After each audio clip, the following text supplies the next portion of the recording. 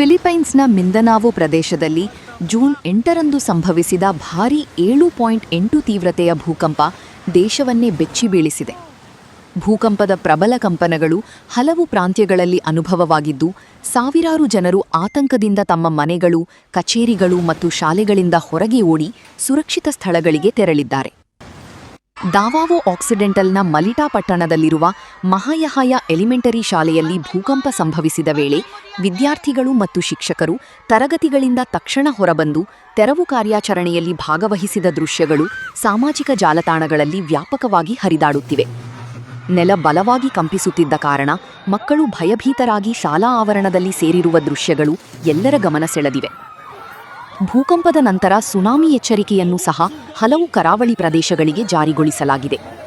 ಸಮುದ್ರ ತೀರದ ನಿವಾಸಿಗಳಿಗೆ ತಕ್ಷಣವೇ ಎತ್ತರದ ಪ್ರದೇಶಗಳಿಗೆ ತೆರಳುವಂತೆ ಅಧಿಕಾರಿಗಳು ಸೂಚನೆ ನೀಡಿದ್ದಾರೆ.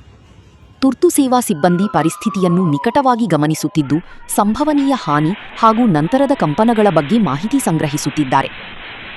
ಫಿಲಿಪೈನ್ಸ್ ವಿಶ್ವದ ಅತ್ಯಂತ ಭೂಕಂಪ ಪೀಡಿತ ಪ್ರದೇಶಗಳಲ್ಲಿ ಒಂದಾಗಿದ್ದು, ಇದು ಪೆಸಿಫಿಕ್ ರಿಂಗ್ ಆಫ್ ಫೈರ್ ಎನ್ನುವ ಭೂಕಂಪ ಮತ್ತು ಜ್ವಾಲಾಮುಖಿ ಚಟುವಟಿಕೆಗಳಿಗೆ ಪ್ರಸಿದ್ಧವಾದ ವಲಯದಲ್ಲಿದೆ. ಈ ಕಾರಣದಿಂದಾಗಿ ಇಂತಹ ಪ್ರಬಲ ಭೂಕಂಪಗಳು ಆಗಾಗ್ಗೆ ಸಂಭವಿಸುತ್ತವೆ. ಸದ್ಯಕ್ಕೆ ರಕ್ಷಣಾ ಮತ್ತು ಪರಿಹಾರ ಕಾರ್ಯಗಳು ಮುಂದುವರಿದಿದ್ದು, ಜನರು ಅಧಿಕೃತ ಸೂಚನೆಗಳನ್ನು ಪಾಲಿಸಿ ಸುರಕ್ಷಿತವಾಗಿರಲು ಅಧಿಕಾರಿಗಳು ಮನವಿ ಮಾಡಿದ್ದಾರೆ. ಈ ಭೂಕಂಪವು ಪ್ರಕೃತಿಯ ಶಕ್ತಿಯ ಮುಂದೆ ಮಾನವ ಎಷ್ಟು ಅಸಹಾಯಕ ಎಂಬುದನ್ನು ಮತ್ತೊಮ್ಮೆ ನೆನಪಿಸಿದೆ.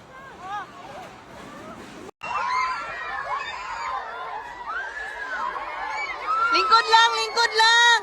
Lingkod lang. Lingkod lang. Lingkod lang. Lingkod. Lingkod lang. Lingkod lang.